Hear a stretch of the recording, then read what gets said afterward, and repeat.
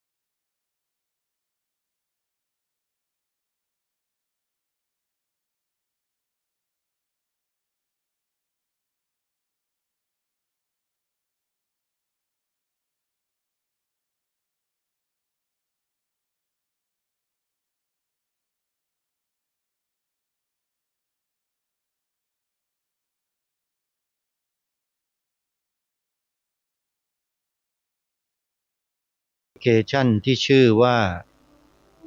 วิทยุพุทธศาสนาทั่วไทยเพื่อติดตามรับฟังรายการธรรมะสาระที่ดีๆจากสถานีวิทยุพระพุทธศาสนาแห่งชาติที่รวมกันอยู่ในที่เดียวกัน40กว่าสถานีทุกภูมิภาคของประเทศไทยท่านจะได้รับฟังตลอด24ชั่วโมงนี่คือนวัตกรรมใหม่ที่พระสงฆ์ไทยของเรานำมาใช้เผยแผ่พระพุทธศาสนาในปัจจุบันจึงขอเรียนเชิญเจริญพรสาธุชน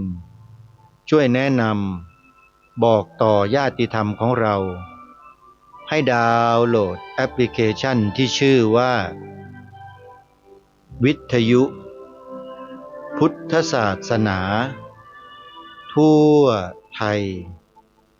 อนุโมทนาสาธุกับทุกท่านในวันนี้ทางรายการ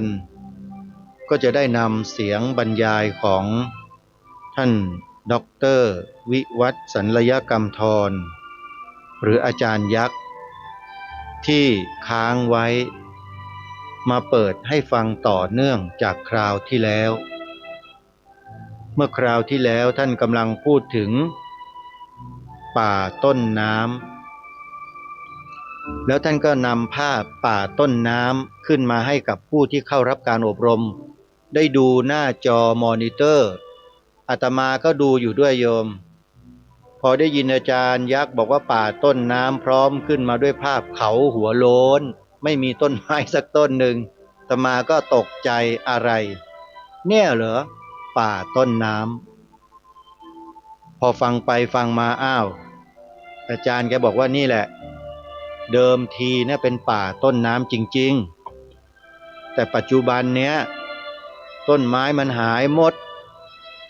มันมีแต่ดินโล้นๆอย่างที่เห็นนั่นนะโยมไม่มีต้นไม้แม้แต่ต้นเดียวโยมจริงๆนะภาพเนี่ยไม่เชื่อก็ลองไปดูในคลิปพิมพ์คำว่าอาจารย์ยักษ์แล้วก็ดูใน YouTube ได้เลยโยมแกใส่เสื้อสีเหลืองๆบรรยายยืนบรรยายอยู่แล้วก็กางเกงหม้อห้อมสีน้ำเงินนะฮะแล้วก็มีโต๊ะวางจอทีวีจอใหญ่ๆจอหนึ่งแล้วก็มีโน้ตบุ๊กเครื่องหนึ่งเปิดภาพใส่ไปในจอแล้วก็อธิบายไปตามจออย่างเงี้ยเขาหัวโล้นโยม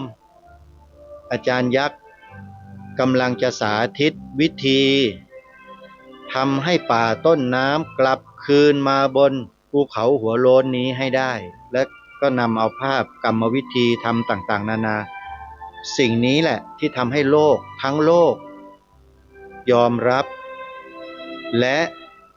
นำไปปฏิบัติเพื่อให้เกิดความอุดมสมบูรณ์บนพื้นดินทั่วโลกอาจารย์ยักษ์แกเสียดายว่าแกอายุแกเนี่ย27แล้วแกพูดนะแต่จริงๆตัวเลขมันกลับกันโยมอาจารย์ยักษ์อายุ72แล้วโยม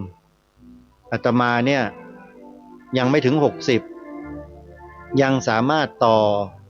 อายุในการทำงานได้อีกตั้ง20กว่าปีนู้นน่ะมาทำได้นะโยม70กว่าก็ทำได้ถ้าสุขภาพดีเนี่ยนะก็จะทำไปจนกระทั่งมันไม่ไหวนั่นแหละเพื่อสืบสารรักษาต่อยอดพระราชปณิธานของพระบาทสมเด็จพระเจ้าอยู่หัวรัชกาลที่9รัชกาลที่10ที่พระองค์ได้สืบสารได้ทรงสืบสารรักษาต่อยอดพระราชปณิธานของพระราชบิดาของพระองค์มาในเรื่องของเศรษฐกิจพอเพียงเพราะฉะนั้นรายการคดีโลกคดีธรรมในฐานะเป็นเจ้าของสวนป่าสามัคคีธรรมที่อำเภอจอมพระจังหวัดสุรินทร์ประกาศให้ญาติโยมทราบเลยว่าโครงการตามแนวพระราชดำริดังกล่าวที่อาจารย์ยักษ์มาบรรยายให้ความรู้แก่ผู้คนโดยทั่วไปหน่วยงานองค์กรภาครัฐภาคเอกชนต่างประเทศเนี่ยสวนป่าสามัคคีธรรมให้ความสนใจมานานแล้วจึงได้ปลูกป่าขึ้นมาตั้งแต่เริ่มต้นสร้างผืนป่าขึ้นมาให้ได้ก่อนเมื่อสร้างป่าขึ้นมาได้แล้วสิ่งอื่นๆก็จะตามมาโดยลำดับและมันจะค่อยๆเป็นค่อยๆไปค่อยๆมาแล้วก็จะค่อยๆเพิ่มพูนขึ้นเรื่อยๆอย่าพูดเรื่องเวลากับอาตมานะโยมอาตมาเป็นคนที่ไม่มีเวลาคือเวลาไม่มีอยู่ในสมองทำอย่างเดียวไม่คำนึงเรื่องเวลาแต่ขอให้ทำไม่หยุดอันนี้แหละคืออาตมาเลยโยมถ้ามันยังทำไม่ได้ลงมือไม่ได้ศึกษาให้มันถ่องแท้ให้เข้าถึงแล้วจึงนำไปพัฒนาต่อยอดเพราะฉะนั้นอะไรที่อาตมายังเข้าไม่ถึงอาตมาจะไม่ทำถ้าเข้าถึงแล้วเข้าใจแล้วรู้แล้วแน่นอนแล้วทำทันทีนี่คือรายการคดีโลกคดีธรรมญาติโยมแล้วถ้าใครจะช่วยอาตมาสนับสนุนอาตมาก็ฟังอาตมากล่าวฟังอาตมาบอกนะโยมนะว่าจะให้ช่วยทำอะไรกันบ้างอย่างในตอนเนี้ยจะสร้างศาลาไว้สักหลังหนึ่งไว้ทำกิจกรรมต่างๆที่จำเป็นโยมถ้าไม่มีศาลาก็นั่งกลางแดดกลางฝนกันนั่นแหละ ก็มันไม่ได้ไงโยมดูอาจารย์ยักษ์ยืนบรรยายก็ยังยืนอยู่ในหลังคามีหลังคามีอาคารเลยเห็นไหมเวลาอาตมาจะทำงานหรือใครทำงานก็ต้องอยู่ในอาคารโยมพอที่จะหลบแดดหลบฝนได้พอแล้วนะอาตมาจะสร้างศาลาใครจะร่วมสมทบทุนช่วยกันคนละไม้คนละมือก็ยินดีโยมเพราะอาตมาภาพไม่มีอาชีพบวชเป็นพระแล้วก็อยากจะทำประโยชน์ให้กับแผ่นดินให้กับประเทศชาติเหมือนกันที่อยู่ทุกวันนี้ประโยชน์มันยังน้อยแต่ถ้าได้ร่วมแรงร่วมใจร่วมลงมือร่วมเครือข่ายกับผู้อื่นที่เขาทำสิ่งที่ดีให้เกิดขึ้นเนี่ยเราก็จะเป็นหนึ่งในแรงหนึ่งในพลังอันนั้นเสริมเข้าไปให้มันแข็งแกร่งยิ่งขึ้นเราอยู่โดดเดี่ยวไม่ได้โยมต้องมีพวกมีพ้องมีกลุ่มแล้วเราก็จะได้ร่วมด้วยช่วยกันทำเพื่อบ้านเมืองของเราบ้านเมืองในที่นี้ก็คือชาติคือสถาบันชาติไทยเพื่อสถาบันพระพุทธศาสนาของพระเจ้าอยู่หัวของเรา3ก็เพื่อสถาบันพระมหากษัตริย์ของพระองค์ท่านด้วย3เสาหลักเหมือนเชือก3เกลียวที่เคยพูดไปแล้ววั่นกันให้เหนียวเป็นเส้นเดียวเรียกว่าเชือก3เกลียวเหนียวแน่นมั่นคงรู้รักสามัคคีแล้วจะไม่มีวันล่มสลายถ้าพวกเราเอาหัวใจมารวมกันเป็นหนึ่งนี่แหละเขาเรียกว่าความรู้รักสามัคคีเพราะฉะนั้นการรวมกลุ่มกันจึงเป็นเรื่องสำคัญมากใครจะมีความเห็นแตกต่างกันไม่เป็นไรโต้เถียงกันได้คุยกันได้แล้วก็ยอมลงกันได้ในเรื่องที่เหมาะสมและถูกต้องตามหลักที่พระบาทสมเด็จพระเจ้าอยู่หัวทรงวางไว้ต้องยึดหลักของพระองค์นะเศรษฐกิจพอเพียงนะโยมถ้าไม่ใช่เนี่ยมาเถียงเท่าไหร่มันก็เถียงไม่ได้หรอกเพราะหลักการพระองค์ทรงวางไว้หมดแล้วเราต้องฟื้นฟูอันดับแรกเลยนะดิน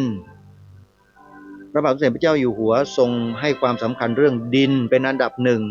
เพราะมันเป็นที่มาของอาหารการกินทั้งหมดเลยดินเนี่ยถ้าดินดีซะอย่างทุกสิ่งทุกอย่างมันก็จะเกิดขึ้นมีขึ้นอุดมสมบูรณ์ขึ้นดินดีน้ำที่อยู่บนดินน่ะน้ำเนี่ยน้ำก็ดีไปด้วยไม่ใช่น้ำมีพิษมีสารปนเปื้อนเพราะฉะนั้นต้องทำดินให้ดีก่อนสวนป่าสามัคคีธรรมของอาตมาเนี่ยห้ามทุกคนไม่ว่าใครก็ตามมาทำงานอยู่ที่สวนป่าห้ามใช้สารเคมีทุกชนิดเอามาโรยเอามาพ่นเอามาฉีดเด็ดขาดไม่มีโดยเฉพาะยาฆ่าหญ้าอะไรนะไอ้พวกอะไรขอดขนาดที่เขาเรียกกันน่ะพาราคอดอะไรเนี่ยเด็ดขาดเลยหัวเด็ดตีนขาดห้ามใช้เลยหญ้ากับมันมาฆ่าหญ้าในสวนป่าเด็ดขาดเลยห้ามไม่ได้เพราะฉะนั้นที่สวนป่าที่ไม่ทำอาตมาเนี่ยตลอด6 ปีที่ผ่านมาไม่เคยมีสารเคมีตกค้างลงในพื้นดินเลยมีแต่ใบไม้ที่มันหล่นลงมาทับถมมีแต่ปุ๋ยอินทรีย์ที่ได้มาจากวัดป่าจริยธรรมเนี่ยคนดินบันดาลเนี่ยโยมเอามาโรยเป็นปุ๋ยอินทรีย์ให้กับสวนแล้วก็ท้องนาก็ใช้ปุ๋ยอินทรีย์นะนาอาตมาเนี่ยที่สวนป่าเนี่ยห้ามใช้ปุ๋ยเคมีเด็ดขาดทำไมก็เชื่อพระเจ้าอยู่หัวไงถ้าคุณไม่เชื่อพระเจ้าอยู่หัวคุณจะบอกว่าคุณกตัญญูกตเวทีต่อพระองค์ได้ไหมเราต้องฟังสิพ่อแม่ปู่ย่าตายายผู้ปรารถนาดีหวังดีต่อเราต้องเชื่อและฟังท่านไม่ได้สอนให้บอกเราไปเบียดเบียนใครไปทำลายใครทำร้ายใครทั้งทางตรงแล้วก็ทางอ้อมมีแต่จะมีน้ำจิตน้ำใจที่ดีงามต่อเพื่อนมนุษย์ด้วยกันร่วมโลกด้วยกันการใช้สารเคมีเนี่ยเป็นการมีน้ำจิตน้ำใจเป็นคนมีความปรารถนาดีต่อเพื่อนมนุษย์กันไหมต่อสัตว์โลกไหมเนี่ยใช้สารเคมีเนี่ยไม่มีใครบอกว่ามีแล้ว พอฉีดลงไปมันก็ตายกันหมดนะ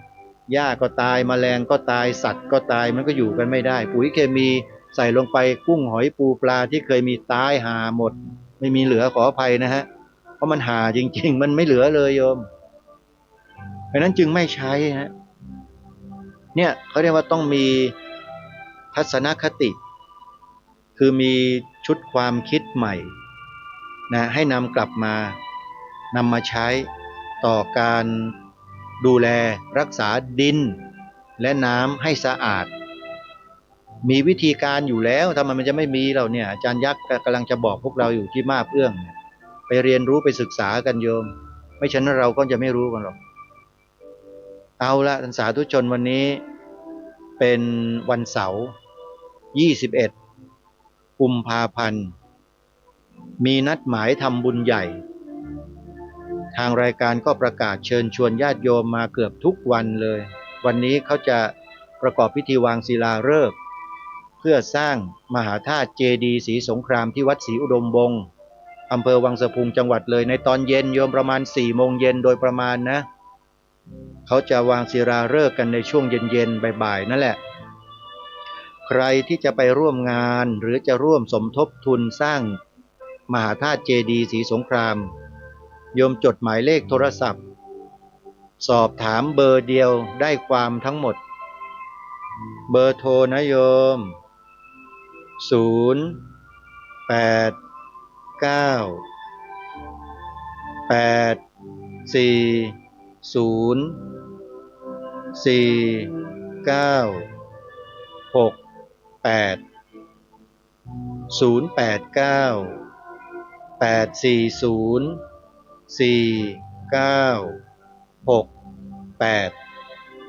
ช่วยท่านอาจารย์พระครูดมวรานุวัตรสร้างพระมหาธาตุเจดีย์ศรีสงครามให้แล้วเสร็จกันอีก1 สถานที่โยมเสร็จแล้วทีนี้เราก็นั่งภาวนากันยาวเลยแหละอาตมาจะไม่ให้พระครูสร้างอะไรอีกแล้วพอพระครูโยมเหนื่อยสร้างเจดีย์องค์นี้เสร็จแล้วพอแล้วนะอย่างอื่นเดี๋ยวเราค่อยมาว่ากันให้ญาติโยมเข้ามาในวัดนั่งบำเพ็ญภาวนาสวดมนต์ให้สบายๆเลยนะหลังจากเสร็จมหาธาตุเจดีย์แล้วแต่เมื่อกำลังจะสร้างก็ต้องบอกบุญญาติโยมไปอาตมาก็จะช่วยนะช่วยพระครูท่านบอกญาติโยมคนละไม้คนละมือนะโยมสร้างให้เสร็จส่วนศาลาปฏิบัติธรรมก็อาตมานั่นน่ะก็ค่อยๆเป็นค่อยๆไปโยมเดือนนี้ได้เสาหนึ่งก็ตั้งเสาเดียวเดือนต่อไปได้อีกเสาหนึ่งเดือนต่อไปได้อีกเสาหนึ่งจนกว่าจะครบเสานั่นแหละโยมปีต่อไปก็อาจจะเป็นคานหลังคานะฝั่งหนึ่งอีกปีต่อไปก็ได้อีกฝั่งหนึ่งอย่างเงี้ยหลังคาก็ได้เดือนละ1 แผ่น 2 แผ่นทำไปเถอะโยมอาตมาไม่ได้สนใจเรื่องเวลาหรอกโยมให้มาเท่าไหร่ก็ทำให้มามากก็ทำมากมันก็เสร็จเร็วให้น้อยทำน้อยมันก็เสร็จช้าก็แค่นั้นโยมไม่ได้อยู่ที่อาตมาอยู่ที่ญาติโยมว่าจะช่วยกันเร็วหรือไม่เร็วแค่นั้นน่ะเหมือนกันมหาธาตุเจดีย์ศรีสงครามของพระครูดมวรานุวัตรก็เช่นเดียวกันถ้าโยมร่วมกันบริจาคมากๆเยอะๆไวๆหลายๆท่านหลายๆคนช่วยกันระดมกันเดี๋ยวก็เสร็จเจดีย์เนี่ยสร้างง่ายกว่าโบสถ์อีกโบสถ์2 ชั้นวัดศรีอุดมวงศ์ยังเสร็จเลยทำไมเจดีย์ศรีสงครามทำไมจะไม่เสร็จใช่ไหมโยมอย่าให้เสียชื่อนะชาวอำเภอวังสะพุงจังหวัดเลยต้องช่วยกันนะโยมนะอาตมาสนับสนุนเต็มที่เพราะนี่คือถาวรวัตถุของพระพุทธศาสนาอันเป็นศาสนาประจำชาติไทยของเราคำนี้ประโยคนี้ต้องพูดบ่อยๆพูดเยอะๆนี่อาตมายังชื่นชมทีมงานของวัดป่าจริยธรรมนะชื่อหน่อยขออนุญาตทิศโชคเรานี่แหละทำสปอตเดี๋ยวนี้นะไปฟังดูเดี๋ยวโยมทำสปอตของวัดป่าจริยธรรมของวัดศรีอุดมวงศ์อะไรก็แล้วแต่ทิศโชคเริ่มนำไปใช้แล้วคืออะไรรู้ไหมปีพระพุทธศักราชดีมากโชคบุญกุศลเกิดขึ้นทุกคำเลยถ้าพูด นะจะทำให้เป็นใหญ่เป็นโตมั่งมีสีสุขร่ำรวยไม่รู้จบจากสิ้นเลยนะเนี่ยพระพุทธศักราชที่โชคนำไปใช้แล้วก็ขอให้ใช้ไปตลอดชีวิต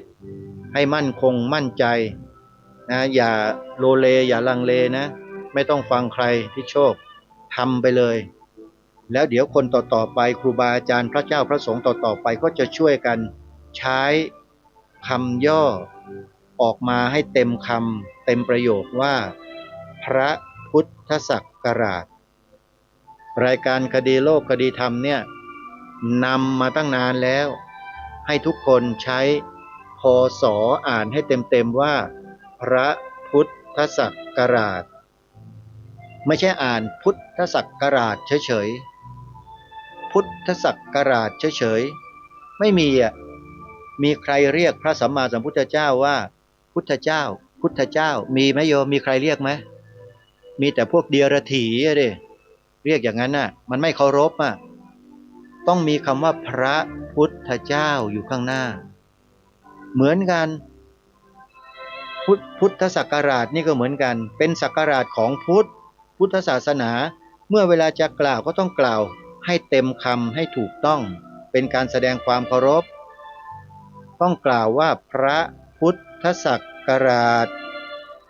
กล่าวเลยไม่ต้องรอไม่ต้องถามใครทั้งนั้นทำเหอะเขาตัดของเราทิ้งมาก่อนใช้แต่พระพุทธศักราชทั้งนั้นเจ้าฟ้ามหากษัตริย์ทรงใช้ในสำนักในพระราชสำนักรู้หรือเปล่าปัจจุบันยังมีเลยเนี่ยสมเด็จพระสังฆราชเจ้ากรมหลวงวชิรยานสังวรวัดบวรเนี่ยเมื่อนำพระวรธรรมกติมาอ่านให้ฟังเห็นไหมพระองค์ท่านยังทรงใช้พระพุทธศักราชเลยพระบาทสมเด็จพระเจ้าอยู่หัวรัชกาลที่9ของเราก็ทรงใช้แล้วรัชกาลก่อนๆไม่ต้องพูดถึงพระพุทธศักราชกันมาโดยตลอดเลยแล้วอยู่ๆใครมาตัดของเราทิ้งใครไม่รู้พวกอิลูมินาตินะสงสัยน่าจะใช่เนี่ยมาตัดของเราทิ้งออกนะวิชาพระพุทธศาสนาวิชาศีลธรรมวิชาหน้าที่พลเมืองเขาก็อ้างว่าต้องการจะปรับปรุงหลักสูตรต้องการปฏิรูปการศึกษาคำมันสวยหรูดีนะปฏิรูปการศึกษาเนี่ยแต่ปรากฏว่าปฏิรูปไปปฏิรูปมาหลักของบ้านของเมืองหายหมดวิชาศีลธรรมวิชาหน้าที่พลเมืองวิชาประวัติศาสตร์ชาติไทยหายเกลี้ยงปฏิรูปเหรอนั่นน่ะบางครั้งก็มีครูบาอาจารย์แล้วก็นักวิชาการฝ่ายเรานะท่านบอกมันไม่ใช่ปฏิรูปนะมันเขาเรียกว่าปฏิกูลอันนี้เขาว่ากันนะอาตมาไม่ได้ว่าเองนะโยมได้ยินมาอย่างนั้นจริงๆนะปฏิรูปกลายเป็นปฏิกูลว่างั้นปฏิกูลนี่ก็เป็นข้ออุปมาปฏิกูลก็หมายความว่าผลผลิตของการศึกษาในวิถีของการปฏิรูปที่ผ่านมาเนี่ยทำให้เด็กๆและเยาวชนกลายเป็นปฏิกูลคือเป็นเด็กเหลือขออ่านภาษาไทยเขียนภาษาไทยกันไม่เป็นมีอยู่ยุคหนึ่งโยมเชื่อไหมจบป.6 มันเขียนภาษาไทยไม่เป็นอ่านภาษาไทยกันไม่ออกครูบาอาจารย์ที่เป็นพระสงฆ์ที่รับสามเณรมาบวชพระฤดูร้อนแล้วเรียนบาลีเรียนนักธรรมเนี่ยงงเป็นไก่ตาแตกแล้วมึงจบโรงเรียนชั้นประถมปีที่6กันมาได้ยังไงเนี่ยมึงอ่านภาษาไทยกันไม่ออกงงประเทศไทยโยมนั่นแหละคือระบบการศึกษาในช่วงของการปฏิรูปมันทำลายหมดเลยแต่พวกเราไม่ค่อยสนใจกันนะเราแต่มุ่งแต่ทำมาหากินหาเงินหางานเลี้ยงปากเลี้ยงท้องกันอยู่นั่นน่ะสำคัญจังเลยปากท้องเนี่ยเนาะบ้านเมืองจะล่มสลายไม่สนใจกันอันนี้พูดถึงในอดีตนะโยมแต่ปัจจุบันนี้น่าจะดีขึ้นแล้วล่ะน่าจะดีขึ้นแล้วก็จะดียิ่งขึ้นไปเพราะทุกวันนี้คนเริ่มประจักษ์แจ้งในหลายๆเรื่องอาตมาก็พูดมามากแล้วโยมเดี๋ยวจะไปกันใหญ่มาฟังอาจารย์ยักษ์ต่อดีกว่ากำลังพูดถึงเรื่องเขาหัวโล้นอาจารย์ยักษ์ได้ไปดำเนินการปลูกป่าบนเขาหัวโล้นซึ่งเป็นเขาป่าต้นน้ำมาก่อนก็จะฟื้นฟูกลับคืนมาเดี๋ยวเราลองไปฟังดูและจะมีแนวทางในการ ปฏิบัติอย่างไรไปติดตามรับฟังพร้อมๆกันได้นะบัดนี้นี่คือป่าต้นน้ำครับรู้จักคำว่าป่าต้นน้ำไหมครับนี่ป่านะมันไม่เหลืออะไรเลยมันมีแต่กฎหมายมีแต่กระดาษเขียนว่าป่าต้นน้ำที่จริงมันเป็นอย่างนี้แหละทำยังไงเราก็ได้เอาสิ่งที่พระเจ้าอยู่หัวสอนไปทำให้ดูพื้นป่าคืนมาเป็นมรดกที่พระเจ้าอยู่ให้ไว้คือความรู้นี่แหละเอาความรู้เนี่ยไปทำจริงๆกำลังรณรงค์ทุกจังหวัดทั่วประเทศอีสานเนี่ยตั้งเป้าว่าจะเอาฟื้นให้ได้50%พื้นที่อีสานมี102 ล้านไร่ผมตั้งเป้าว่าถ้าเราปลูกกระดงคนอีสานก็คือขึ้นจับมือกับพวกเขยฝรั่งเขยฝรั่งเนี่ยมันเชื่อฟังเมียนะจะบอกให้พอฝรั่งลุกขึ้นทีทำกันเนี่ยรัฐบาลจะเอารัฐบาลลากอะไรบานไทยว่าฝรั่งปลูกกระดงให้เมียฝรั่งจะจัดสัมมนาเมียฝรั่งสักวันเนี่ยพอให้เมียฝรั่งเนี่ยถือเอกสารไปเลยถือหนักเลยเอาไปฉายให้ผัวเนี่ยมันปลูกกระดงผัวฝรั่งทั้งอีสานเนี่ยเอาไม่เอาใครจะร่วมโครงการนี้ยกมือขึ้นผมจะยกมือขออนุญาตให้ทานมะพร้าวไปแล้วนั่งฟังอาจารย์ยักษ์ไปได้นะเชิญเลยครับเชิญเลยครับไปเอามะพร้าวมาแล้วก็ฟังไปด้วยอินไปฟังไปนอนก็ได้นะไม่ต้องกลัวเพราะว่านอนฟังแต่อย่ากลนเงื่อนไขเดียวห้ามกลนรบกวนเพื่อนอันเนี้ยกันนะปลูกระดมชนเผ่ามงนี่ได้มาคนเขาทำต้นแบบตอนนี้กำลังขยายผลไปเยาวชนมงนี่เก่งมากคอยบอกว่าแม่ไปขอที่มาแล้วขุดทำให้ดูแล้วพ่อแม่กำลังขยายผลไปเต็มเลยหัวหน้าอุทยานเป็นลูกศิษย์เราหัวหน้าอุทยานแห่งชาติเขาสะเกาสีน่านหัวหน้าอุทยานสีน่านผมไปเขาสายดาวผมไปโมมันไอ้ชิงกูเนี่ยตายไปเป็นเขาที่สูงที่สุดในโลกมาแล้วนะชื่อเขาสายดาวบอกโอ้ยของผมนี่สูงกว่าอาจารย์เยอะของผมดอยเสมอดาวไปทำซอย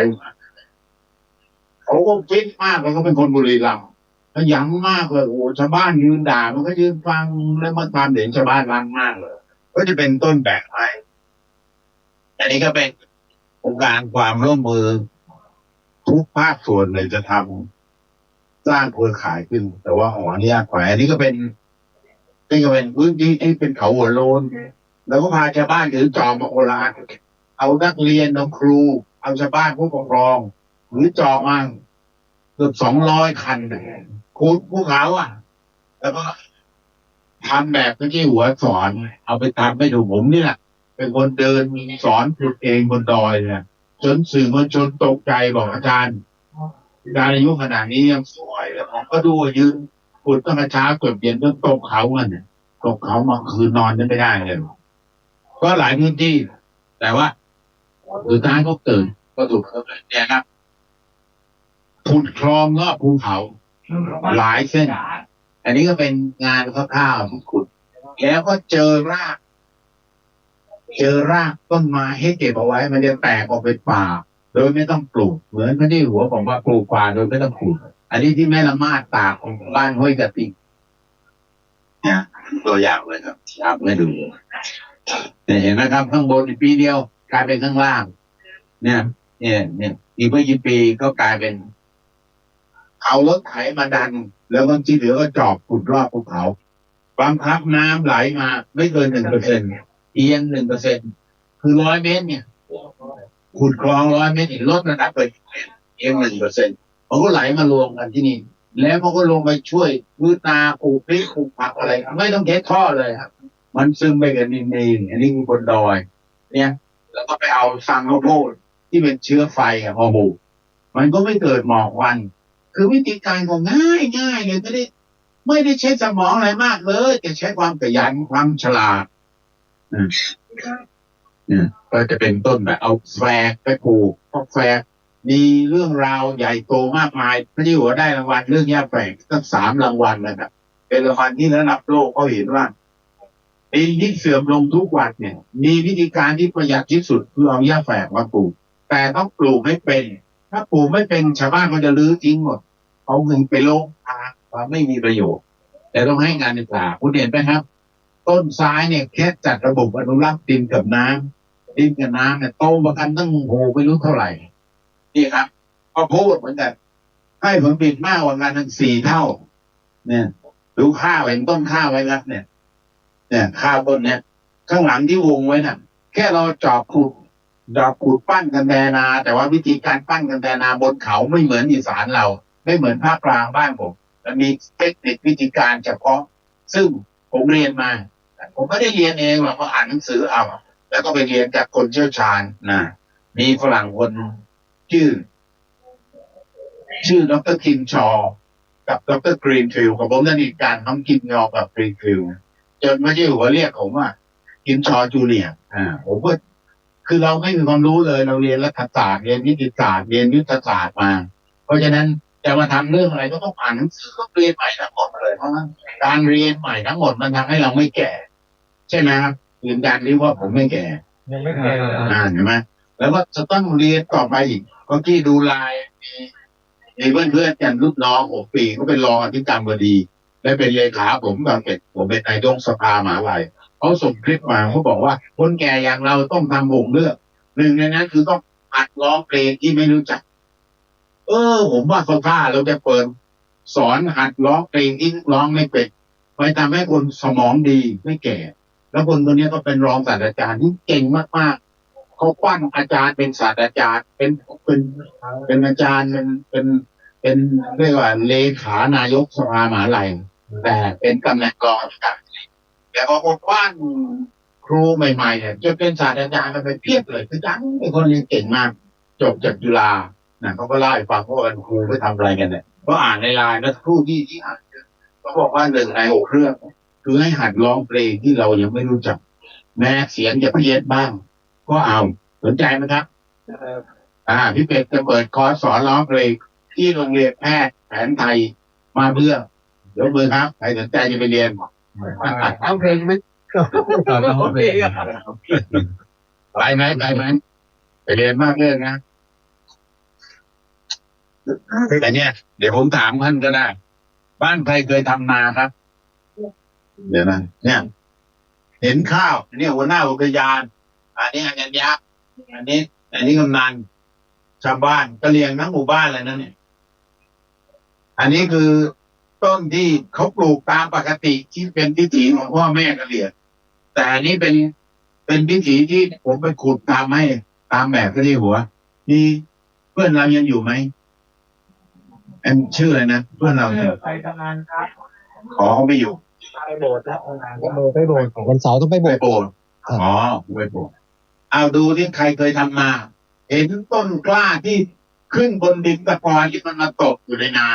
มันโตงามขนาดนี้ปลูกเหมือนกันพัดเดียวกันวันเดียวกันนะครับแต่โตกว่ากันขนาดนี้คิดว่าผลผลิตจะเพิ่มกี่เท่าอันนี้ก็4 เท่า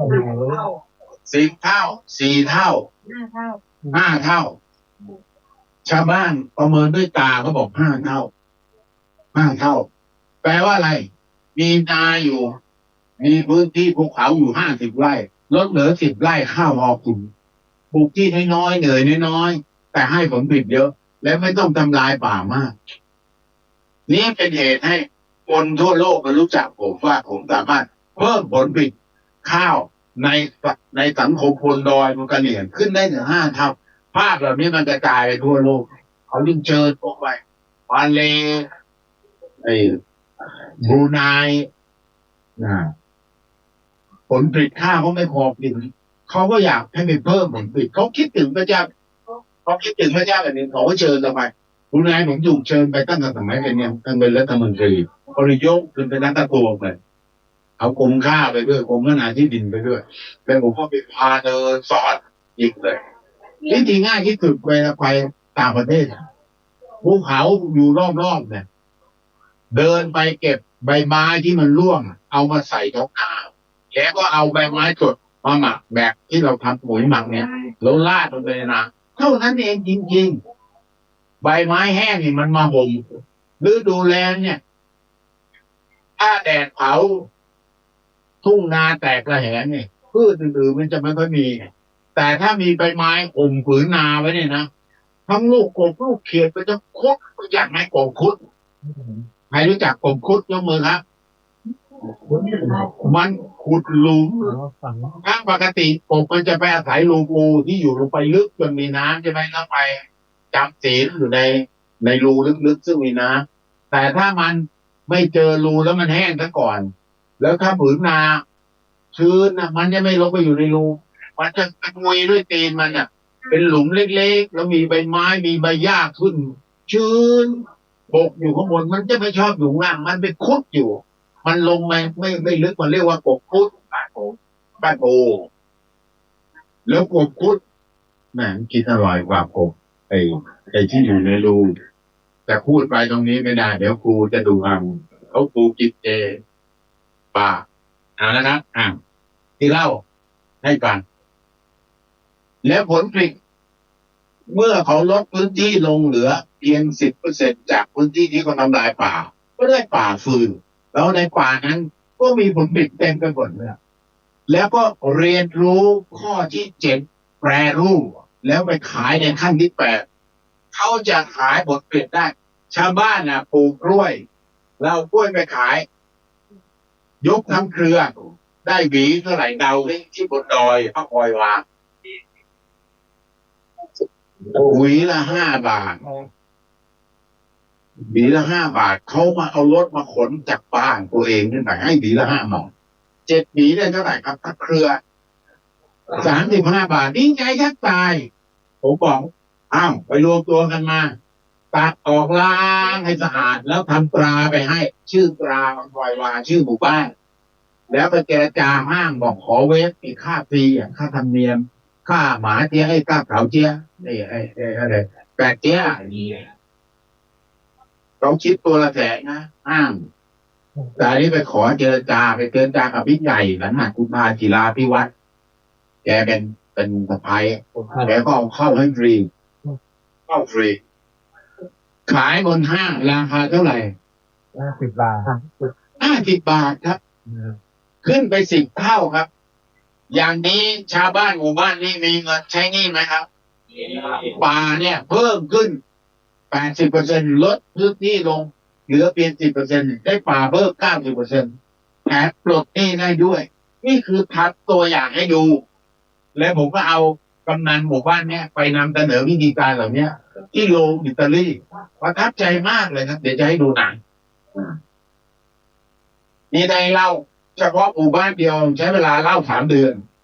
ผมไปคิดนอนอยู่กับเขาเนี่ย5 ปีพอเล่าเรื่องราว5 ปีต้องย่อลงประมาณ3 เดือนเดี๋ยวขอโทษ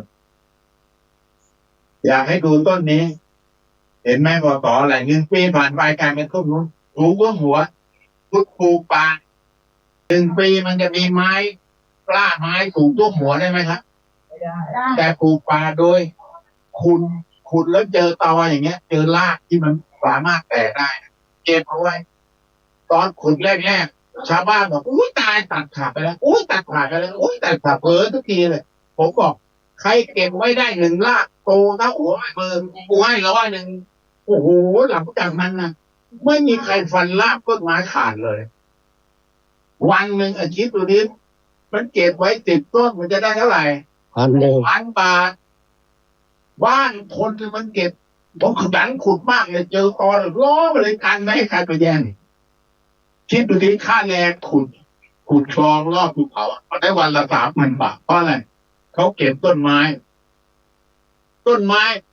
1 ปีโดยไม่ต้องลงทุนไปปลูกเลยแล้วมันโตขึ้นขนาดเนี้ยต้นละ100คุณคิดว่าผมหาเงินมาจ่ายได้ไหม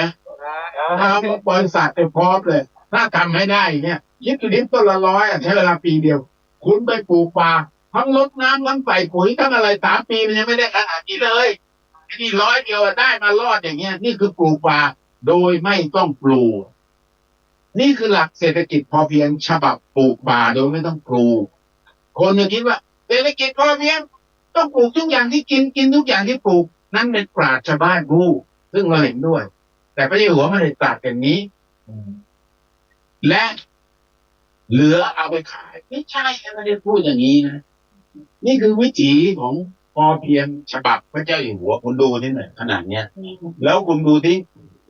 พืชต่างๆที่ขึ้นอยู่กับลิตนะถ้าคุณมีลำห้วยลำธารมีหนองมีบึง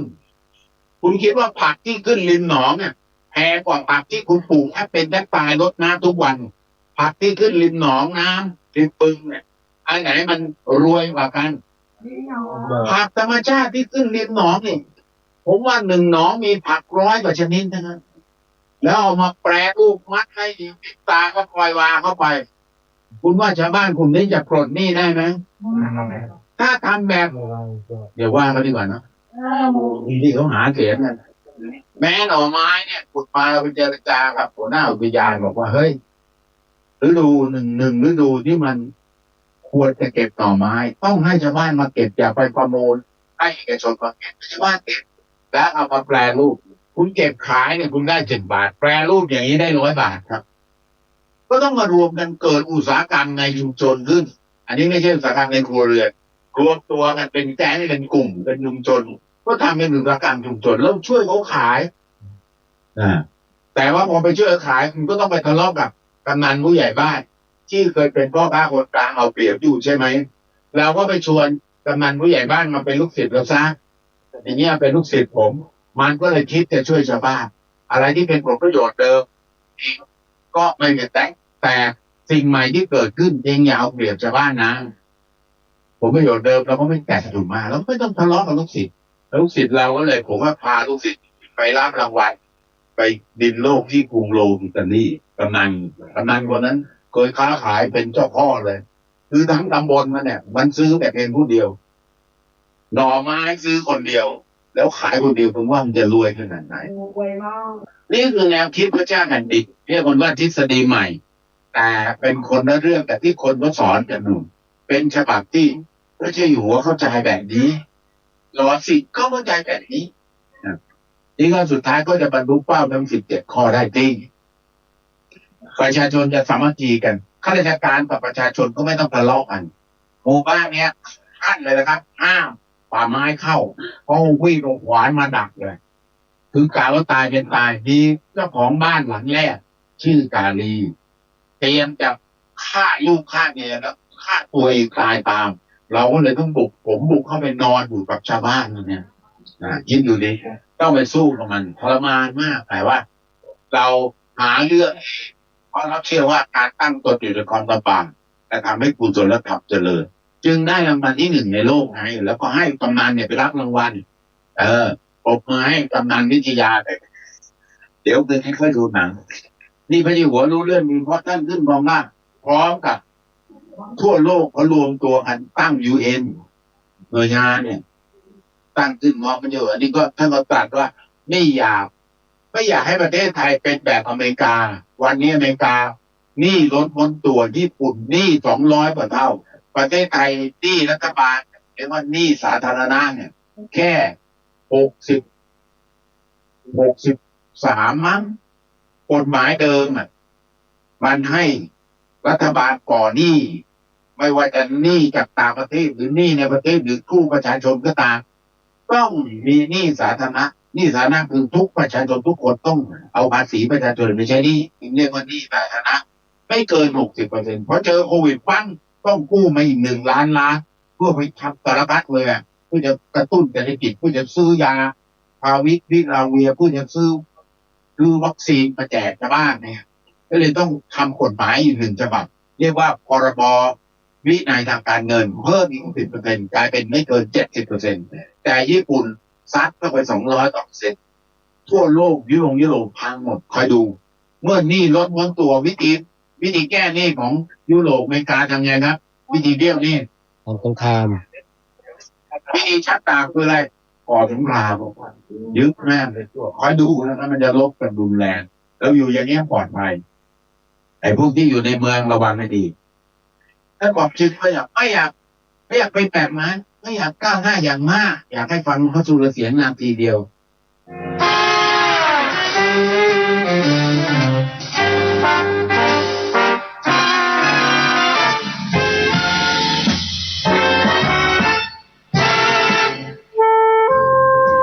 ที่เรียกว่าทำแบบคนจนคือทำวิธีการแบบคนจนไม่ได้มีการลงทุนมากหลายอย่างของเขาเราก็ทำไปก็เลยบอกว่าถ้าจะแนะนำก็แนะนำได้ทำแบบคนจนเพราะเราไม่ได้เป็นประเทศที่รวยเราก็รวยพอสมควรอยู่ได้แต่ไม่ใช่เป็นประเทศที่ก้าวหน้าอย่างมากแล้วไม่อยากจะเป็นประเทศอย่างก้าวหน้าอย่างมากเพราะว่าถ้าเราเป็นประเทศอย่างก้าวหน้าอย่างมากมีแต่ถอยหลังประเทศเหล่านั้นที่เขาเป็นประเทศที่มีอุตสาหกรรมสูงมีแต่ถอยหลังและถอยหลังอย่างน่ากลัวแต่ถ้าเรามีการปกครองแบบเรียกว่าแบบคนจนแบบที่ไม่ติดกับตำรามากเกินไปทำอย่างมีสามัคคีนี่แหละหรือเมตตากันก็จะอยู่ได้ตลอดไปไม่เหมือนคนที่ทำตามบัญชีตามวิชาการแล้วก็วันหนึ่งก็วิชาการนั้นเราดูตำราแล้วพลิกไปถึงหน้าสุดท้ายในหน้าสุดท้ายนั้นเขาบอกอนาคตยังมีแต่ไม่บอกว่าทำยังไงเวลาปิดเล่มแล้วมันก็ปิดตำราแล้วไม่รู้จะทำอะไรตรงท้ายก็ต้องเปิดหน้าแรกใหม่เปิดหน้าแรกก็เริ่มต้นใหม่ถอยหลังเข้ากรองแต่ถ้าเราใช้ตำราแบบที่เราร่วมมันรวยกันไอ้ตำรานั้นไม่จบ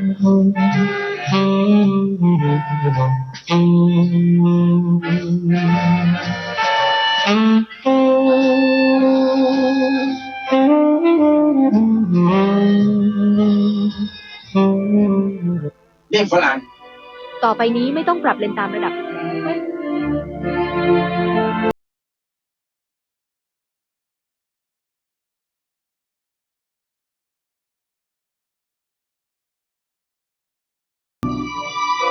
ท่านผู้ฟังทุกท่าน